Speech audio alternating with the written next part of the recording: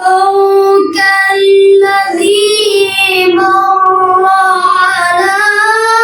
قرية وهي خاوية على عروشها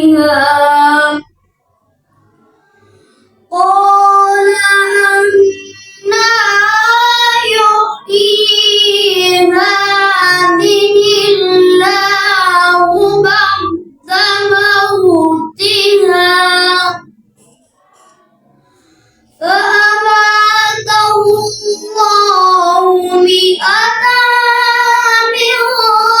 ثم بعثه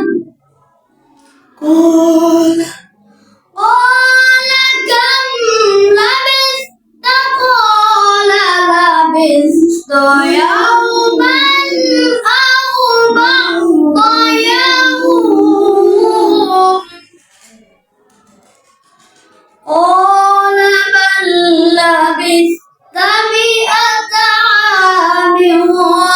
فانظر إلى طعامك وشرابك لم يتسنه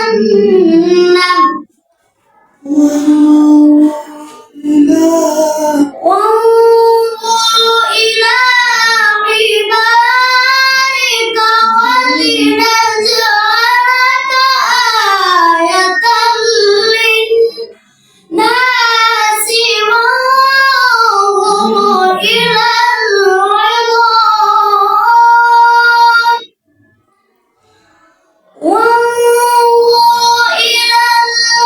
العظام كيف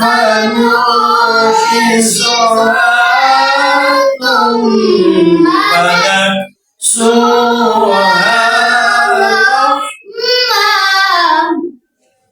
كيف ننشزها ثم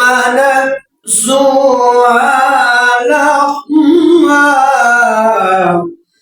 كيف ننشدها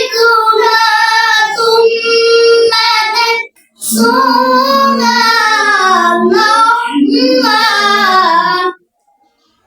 فلما تبين له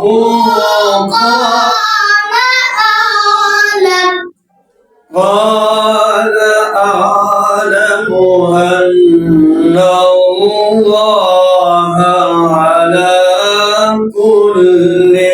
شيء قدير